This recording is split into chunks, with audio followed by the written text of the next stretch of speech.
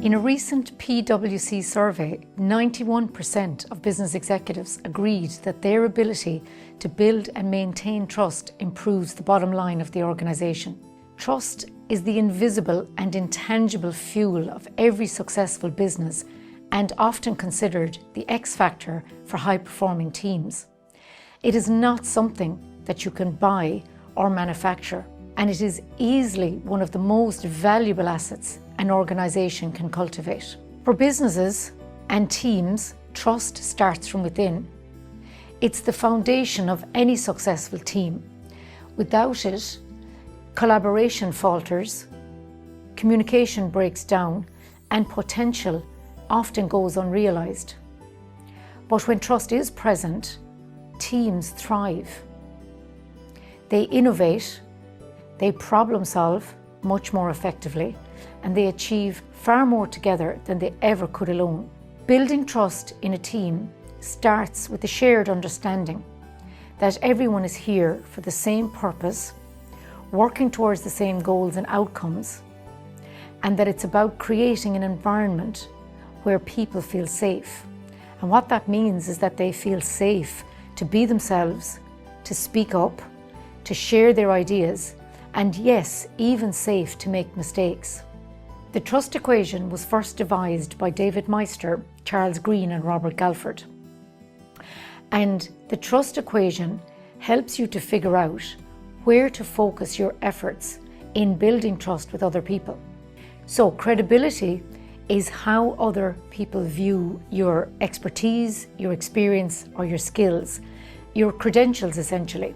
Reliability is how they experience you doing what you say you will do, and intimacy is your ability to create an environment where people feel safe and that they want to open up to you.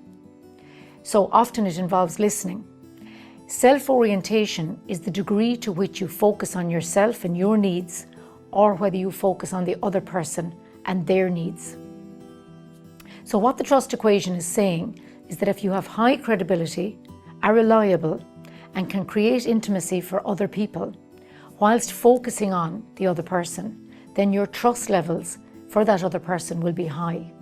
One of the most interesting aspects of trust building is to recognise that what you think makes you trustworthy is not necessarily what the other person thinks makes you trustworthy, and it's not necessarily what the other person needs from you to build trust.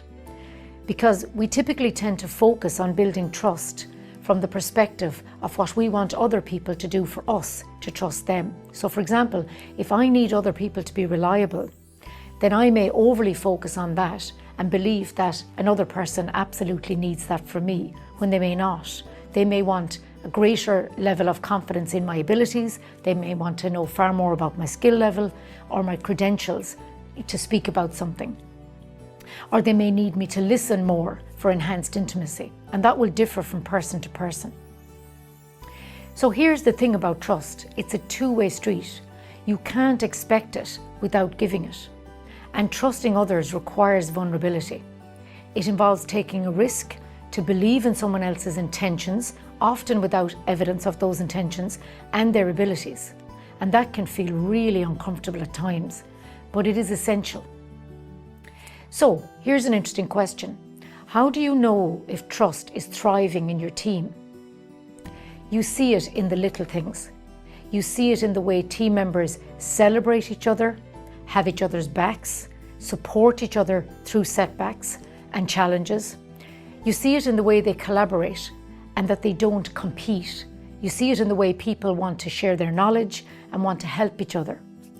So teams built on trust don't just work and get results, they excel, and they're generally high performing. They're resilient in the face of challenges, they're creative in solving problems, and they're unstoppable in achieving their goals. The real test of your character is how you respond in those moments.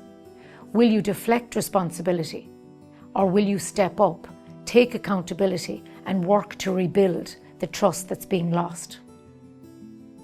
So remember, trust is not a strategy. It is not a logical, planful way to approach relationships. It's a mindset. And it's not always about what you say, it's about what you consistently do. It's not about making others believe in you. It's about being the kind of person that people want to believe in. It's the bridge, essentially, between who you are and who you strive to be. And it's really about who you strive to show up as.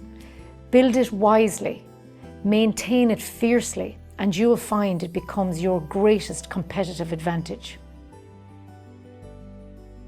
Because in the end, trust is far more than good business or teamwork. It is the essence of meaningful connection and relationships. And isn't that what we're all here striving for?